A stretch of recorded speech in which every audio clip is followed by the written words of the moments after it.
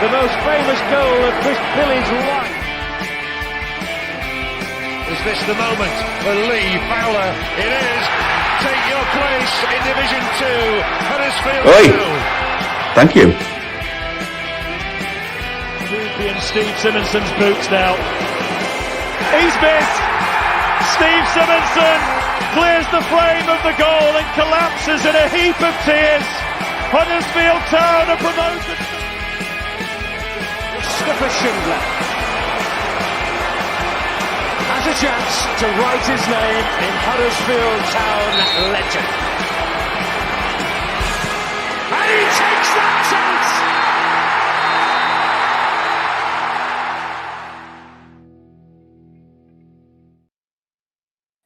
Hello and welcome to episode 2 of the Post-Match Recovery Show.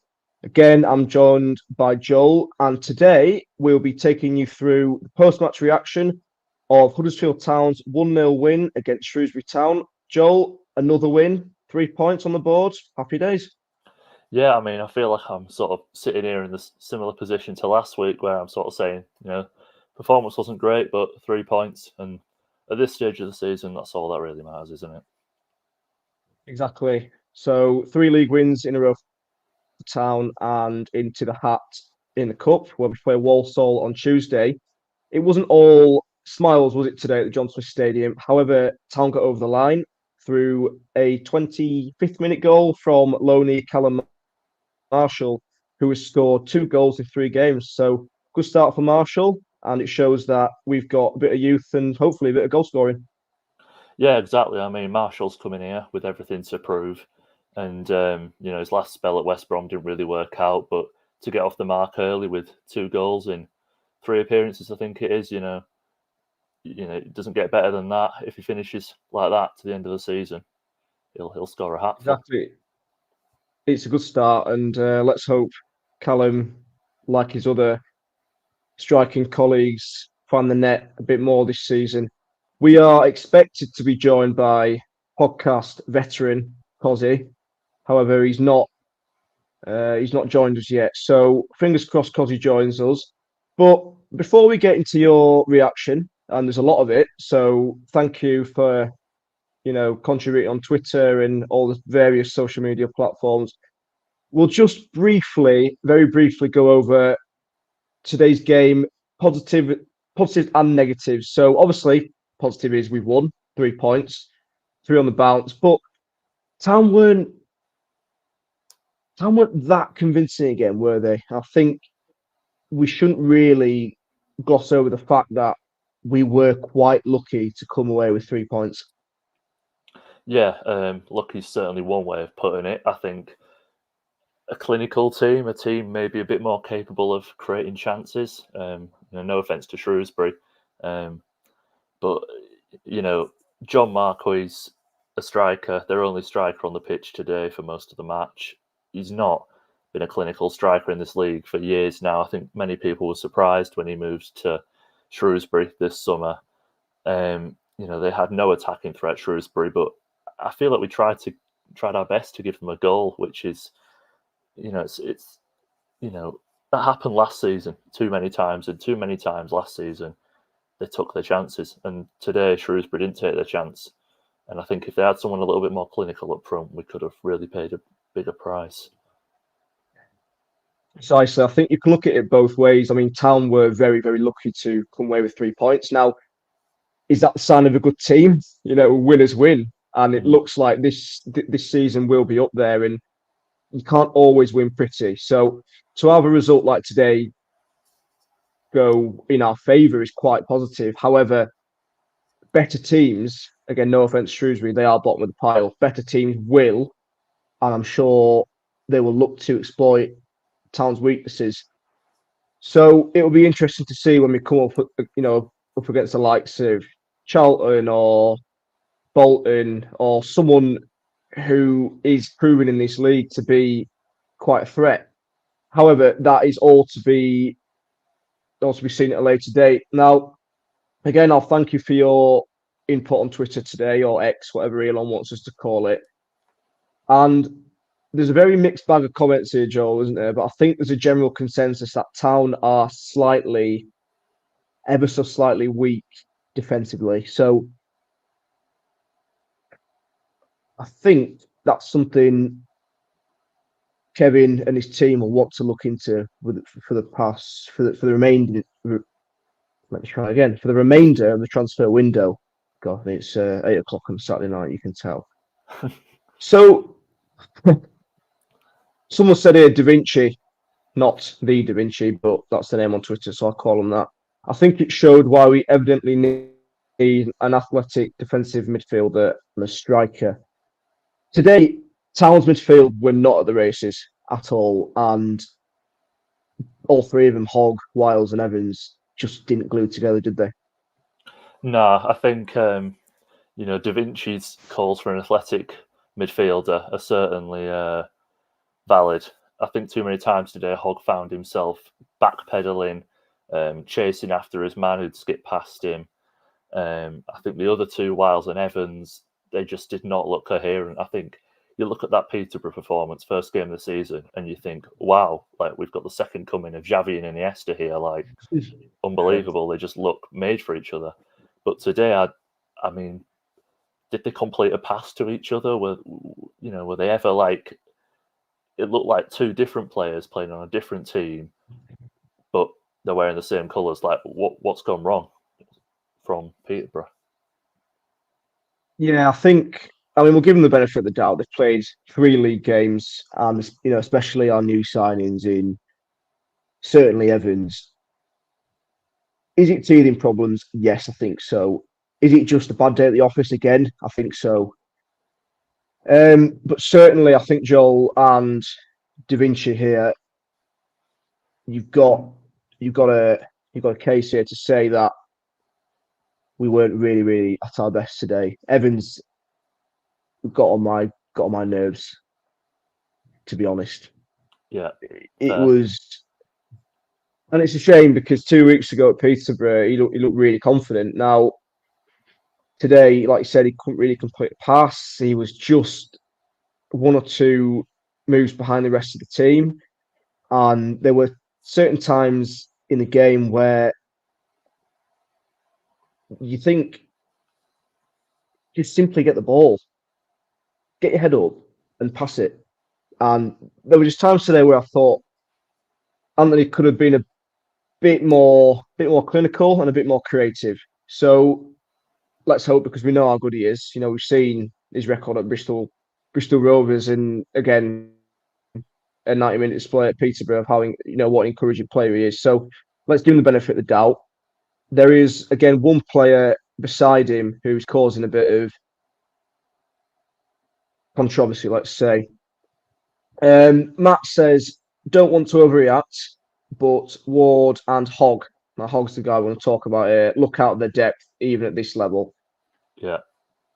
I think we're both in agreement here, and we were saying this before we went live this evening, that Hoggy just looked a step behind whoever he's coming up against. Now, there were times today where, yes, he's got the ball, he's recovered it, and turned over possession, and where Mikael Miller and Sorensen are bombing it down the wings, and life looks good. But then there are other times where he's getting skipped past, and the opposing number is just too quick for him. Now, I think we all know Hogg's coming to the end of his career, and I think he's certainly days, months, and probably years at Town are numbered. Excuse me. I think we might want to look at life without Jonathan Hogg at Huddersfield Town very soon, because I know, Joel, you agree with me, and it didn't look great on Hoggy's part today, did it?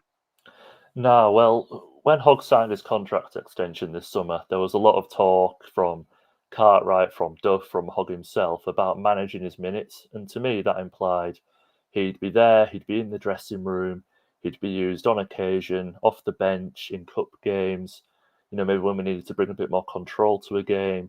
There was no thought in my mind that he'd be the one starting. every single game. Yeah. And it's not sustainable, is it? I mean, I think we said this last week. We've talked about replacing Hogg for years, and we've never done it. And I understand he's a Huddersfield Town legend. I love Jonathan Hogg. But it is just, I think, time for him to take a back seat, take a bit of a different role in the squad, and allow us to bring someone else in who's going to play game on game. Is going to be sharp. They're going to be able to win the ball more often. They're not going to be getting skipped past, not going to have to make loads of recovery runs. I mean, there's so many elements of Hogg's game now, which he just can't do as well because of his age, because he's lost his legs. So yeah, that's my take on it, and I think a lot of Town fans do agree with me. Yeah, I think short and sweet. We love Hoggy, but I think time's maybe drawing to an end. On a more positive note, Aussie Terrier has said, "Win's a win, ugly but still worth 3 points." UTFT, indeed. 3 points, a win's a win. I don't think there's much more to say about that because I think in the back of every Town fan's mind, although we are maybe keeping a slight eye on the table at the moment, who cares that we scraped a 1-0 win over Shrewsbury Town if we're getting some hands on silverware come May time next year? I don't think there's much more to say about that. No. Ben Denbig, apologies for pronunciation there. I'm not quite sure. Let me just have a look at the comment. If we don't sign a ball playing centre back, we need to have a centre mid pivot who can take the ball and pass it. And I'll give you one man today, Joel. I think we missed Herbie Kane quite a bit.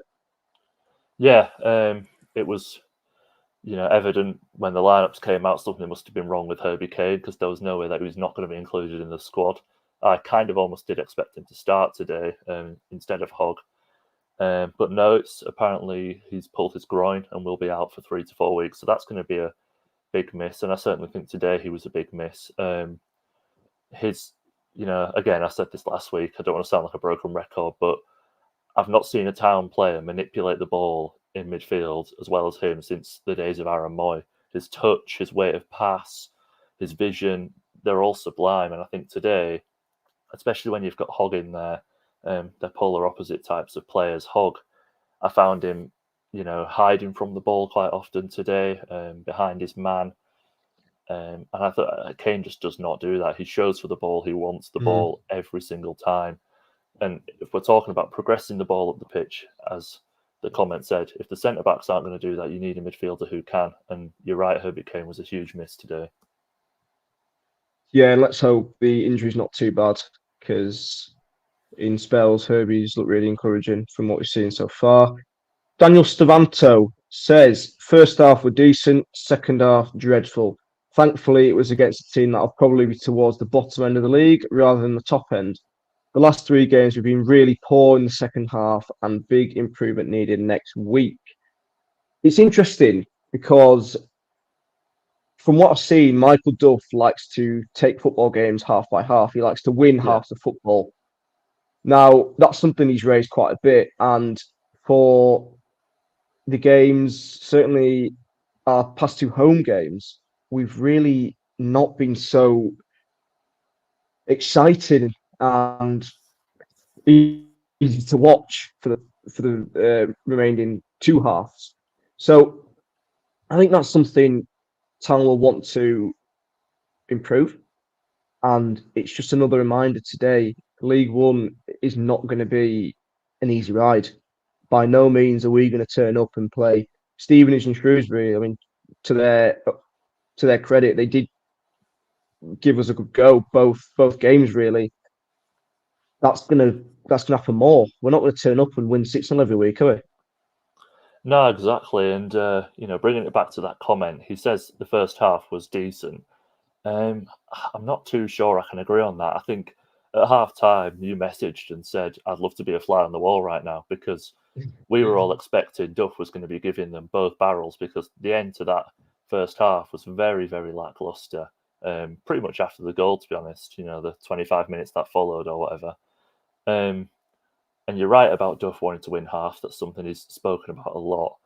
And against Stevenage, second half was terrible. Shrewsbury, second half was terrible. Morecambe, it wasn't terrible, but we didn't score. And you just wonder what Duff's like really saying to them at half time. I'm not trying to start some sort of conspiracy theory that Duff's lying to the fans or anything, but it doesn't seem like they're coming out in the second half with the same fire in their belly as they do in the first. And whether that's just a subconscious game management thing with us leading at half time quite often, I'm not sure, but it's something certainly to think about. We do want to start winning second halves. You need to be strong throughout the entire 90 minutes. Yeah, I think that's a great point with the maybe in Town players' minds, a subconscious, yeah, we are 1 or 2-0 up. Do we really have to try as hard? Now, Duff will say, yes, of course you do. The players will say, yes, of course you do. But maybe there's something in their minds that just might subconsciously take their foot slightly off the pedal. Now, let's hope we can rectify that and we can see some more goals, because we all know this Town team so far is capable of scoring goals. Next is Terriers Together Family, who says, we looked all at sea today. The defence was all over the place. Our midfield looked like strangers, and missing those chances could have cost us. However, it's 3 points and another ugly win. And come the end of the season, no one will remember it, but lots for MD Michael Duff to ponder today. There's some truth in that. I think defence and midfield, obviously we don't want to go and talk rubbish about our own players and go on and on. It won't sound great in your ears, but yeah, let's just not gloss over it. Let's just cover that. We weren't at the races at all defensively in the midfield. I think certainly the spine of the team, 6 players who are probably relied on most for stability, which were today Hellick, Lees, Woods, Pearson, Spencer, Hogg. Let's say Moy then. What's going on? Hogg. I wish. Hogg, Evans, and Wiles weren't great today. However, yeah, 3 points, ugly win. I think there is a bit for Michael Duff to ponder today, because he opted to start Cromer from the bench. He started Ward and Marshall, and again, I don't think Ward had the best of days, but Marshall looked good. Obviously, he popped up with a goal, great finish. Some strikers in this league would probably lean back and blaze it over the bar. Healy came on, missed an absolute sitter. I mean, it's fair to say there, Joel, I don't think he's got his selection nailed on. What would you go with? No, well, I mean, I was very surprised. I think everyone was surprised to see Koroma benched after his goal last week. I think, Koroma's a confidence player, and dropping him after he's scored isn't going to do his confidence any good. But when he came on today, I thought he was superb. Healy, I was slightly less surprised to see on the bench. I think, he's very injury prone. He's just pulled his groin again or something, aggravated something. But he's fine. I was kind of expecting to see him come off the bench. Healy won't miss chances like that every week. That's a one-off today. But yeah, I think there's a lot to ponder for Duff, as you said, in terms of selection. He's got the Carabao Cup midweek to think about it, experiment with some new things, maybe some new players to come in the door before the next game against Rotherham. Whether they'll be ready to start if they come in on deadline day, that's another question. But yeah, certainly lots for Duff to ponder. Let's keep our fingers crossed, because I think everyone's in agreement that we might need some reinforcements, certainly in the defensive department. I think we've been joined by Cozzy. So if we want to bring Cozzy in, he can, of course, give his piece. Guys. Cozzy's just played for Town here. Looks like you're in the changing room. Just cricket finished. Had a good day. Obviously, Town winning as well. It's strange to win 4 games in a row, isn't it? And yeah, it's strange to win 4 games in a row and still be slightly unhappy with it, because I think there's the general consensus over here, Cozzy, in our comment section, is improvements need to be made, and you've popped up at a great time, and I just want to, you watched the game via stream today, and I think it's you can always see a bit more on telly or wherever you're watching. We've got a comment here from Jack Natras who says, if we don't bring in a centre back that can actually play on the left, we're not going to go up. Duff's entire system is built on having a strong back line, but we look so vulnerable. It probably looked the same in the ground, but was there anything on TV that really stood out to you and you Yeah, thought we need someone in here? I mean, it's really weird, isn't it? Because like to win 4 games in a row, and I don't know about grumbling, but you could just feel the crowd getting on the team's back, and it was a tough Yeah. watch.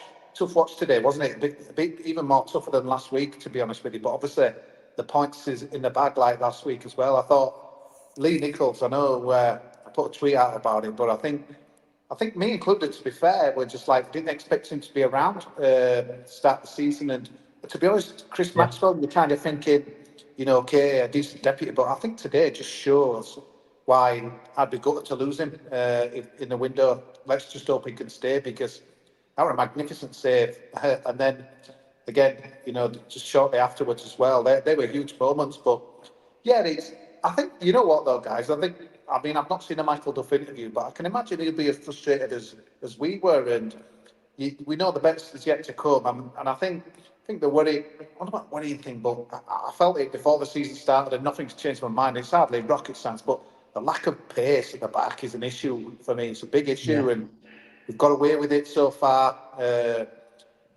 Some last ditch tackling and things like that as well. I don't think the Brody Spencer thing's helping. I thought he had a better game, but again, I feel sorry for the guy. He's kind of obviously been shuffled about. He's played everywhere as well, but yeah. But you know what though? When you kind of watch the highlights back, you realise that it was a bit more comfortable than it felt at the time. Because obviously you're only leading by a goal, but unlike last week, and obviously they only got the goal in injury time last week apparently. But he did feel on edge, but we should have put the game to bed. But it's interesting just seeing a few comments already. People saying we need a striker, we need this, we need that, the other. But Michael does know mug, and he knows what we need. But the big question is, can we get what we need? But I mean, Catherine and I are going about an experienced striker. I'm not so sure we need an experienced striker. Do you? I think for me, just a decent centre back with a bit of pace would do the business for me. To be honest, I do worry about Tom Lees. I just don't know. Yeah. I mean, whether it's just that ACL, obviously it takes a long time to come back from that, but at his age, I mean, we were never blessed with pace anyway, was he? But that was a little bit of a concern today. I thought Jonathan Ogg were pretty average, although some people on my WhatsApp group that I've got with some other guys thought he played really well. I thought he went poor, and I thought when Kazumu came I'd on, have to agree. I thought Kazumu came on, we were an upgrade, big upgrade to me. I thought they were good. And it would have. When you're moaning, when you're winning, it's a good sign. But we just know, don't we? I mean, Rotherham's going to be a stern test in it next week. But it's I think people are worried, but there'll be no one more worried than Michael Duff. And it sounds weird, we've won 4 out of 4. But I think this was the most concerning performance out of the lot. To be honest, guys, don't know what you felt. Yeah, I mean, you mentioned that Duff interview, Cosy. He actually said to BBC Radio Leeds and to Town that he was pretty happy with the performance. There's always going to be games where you're going to struggle to see the game out, especially against a low block. And he certainly seemed a lot more positive this week than he did last week. So I think that's interesting. Obviously, he sees something in that performance that maybe the rest of us don't. No, I just felt you always need that second goal, don't you? And we didn't get one. But again, let's look at some positives though today. I thought Marshall was good, okay. Should have buried that header maybe, but he didn't let him get it down, and he got a nice finish with that. I don't think he took it well, didn't he? High up on his chest and finished that. That's hard. That's not an easy finish. That, and I thought it was good. I thought he offered a lot more than Ward. Obviously, he scored, but the trouble is we've got a lot of strike. I mean, Healy obviously puts that clean through. Part of me wonders if he'd have played. I mean, I give him benefit of the doubt. Obviously, didn't play last week, but you're expecting him to bury that. But again, he was frustrated as well. So when you analyse it, we did have some big moments, but did they deserve a draw? Shrewsbury, probably not. But if they got one, could anyone complain? I'm not so sure. But yeah, Lee Nichols, massive just a massive presence for us in that as well. I think he's key. I think he's a big leader. I really want him to stay now. And to be honest, I was, like I said earlier, I was one of those, wasn't quite sure, I expected him to go. He still might. That might be the worst thing that we've done today. Them saying it's just like, oh yeah, Lee Nichols, we need a keeper. It's a good advert. It's certainly a good advert for Lee Nichols as a goalkeeper and a player. And maybe last season we probably wouldn't have got away with this today. And that's what Guy Bradley said. No chance. Said, I completely agree. He said it was a very much last season performance. The difference was in the Championship we would have been punished, but in League One we got away with it. Poor defensive performance, not great up front, but 3 points is 3 points. Promotion is about winning. When you don't play well, up the Town. Winners will win, and I'm not saying Town are the team to beat. I'm not saying Town are prolific winners yet, but 4-4, great momentum, only conceded 1 goal. It looks like Town will be up there this season. And to be up there, you've got to be jammy. You've got to see your games out. Even if you don't play well, sometimes you end up winning. It's very reminiscent of a season under Carlos where sometimes we were a bit too naive, we were a bit too laid back, and we got punished. But at times, we didn't deserve to win at all, and we come out 1-0 winners. And it was very similar today, where Town weren't great, but we've won a game of football. No, and you take that all day long. But I think there's some things that people forget, I think, on League Road, but this is how it is. Cracking stuff out. I remember games with Lee Clark, and we never got promoted them seasons, but you used to come away thinking, wow, win by the odd goal or what have you. But I like Michael Duff. I've really been charmed by him. He suffers no fools. No more. I can imagine his interview. I don't even need to probably watch it. I know what it'd be like. What good enough, blah blah blah. Yeah. He's always asking players to do more, be better, and things like that as well. I thought Herbie Kane won this, to be honest, mate. I thought, I like what he's brought, to us so far. But I mean, everyone can play better than that. But again, that lack of pace, it just is a big concern because everything's on the edge, isn't it? You're always worried, aren't you? Michael Elliott's such a weird defender, isn't it? Because he's not the greatest on the eye, is he? And some of the stuff he does on gamely, maybe he's got a bit more in reserve than sometimes you think. But anytime, I've paced it forward, like last week when we were Stevenage, I forgot his name or that guy, but I'm on my days. It's last ditch tackling all the time and stuff. And when Spencer were obviously, came off, hopefully, and it's not too bad. But again, Pearson, you're probably making us even less mobile. So it is a concern. Yeah, for sure. I think when Pearson came on, I was expecting the worst, really. You take the one bit of mobility at that back line when you bring Spencer off. But I thought Pearson did all right today. He's a brutish, bit like a terrible turning circle and terrible on the ball.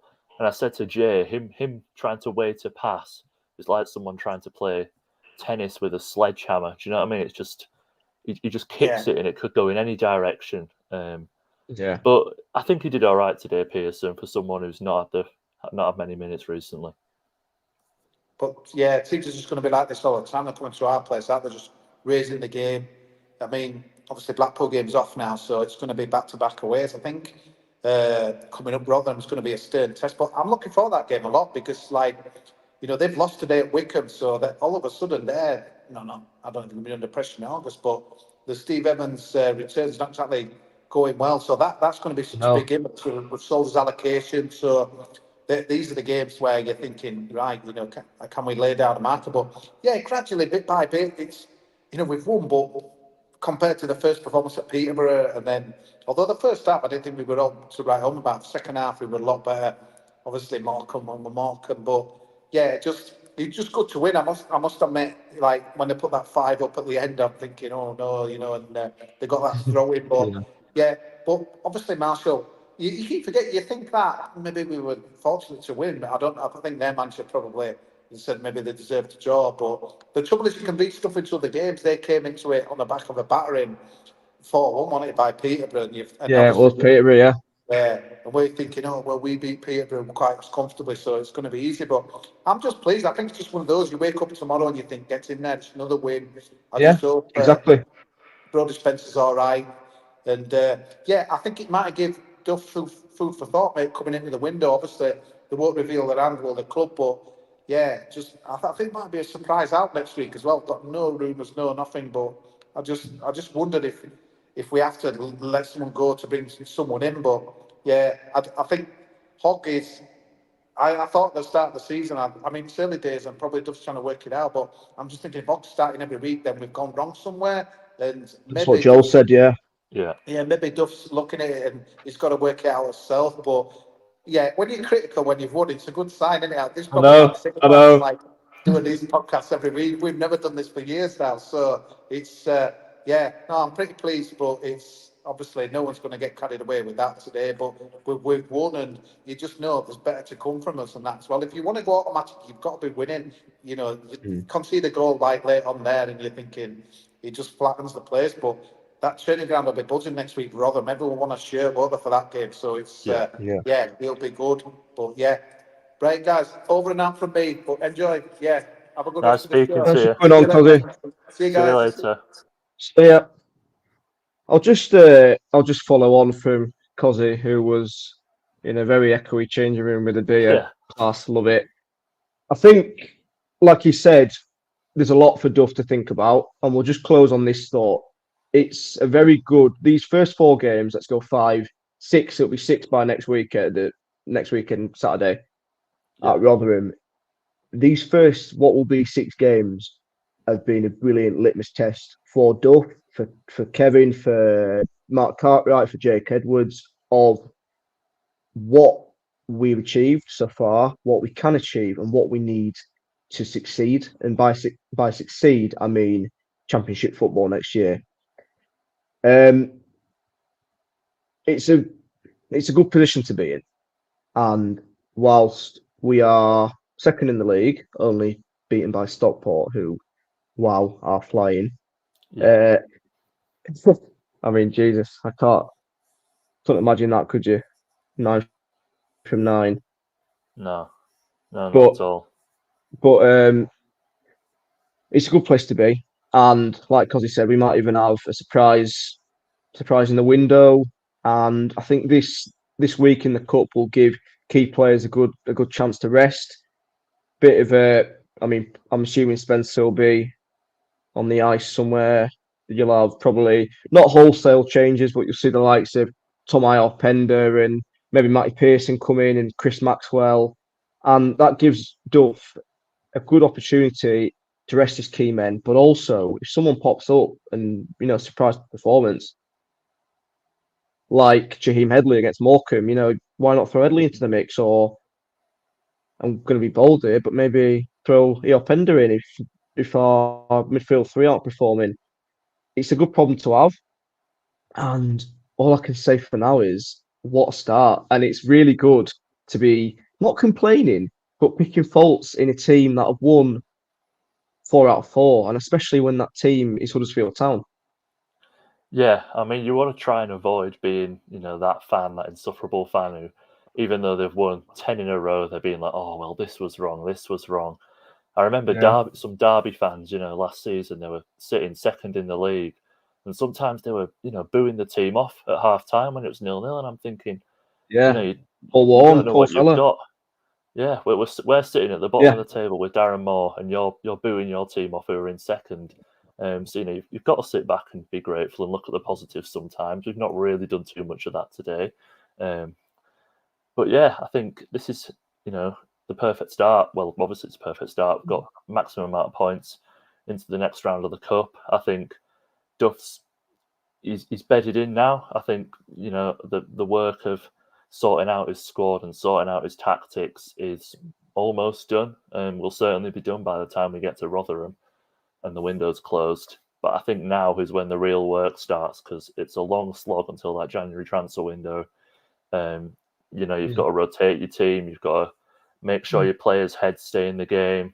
The Christmas period's extremely busy, and that's when you win the league, isn't it? If you can hit a good run of form throughout, sort of October to January, you're going to put yourself in a really, really good position for the rest of the season.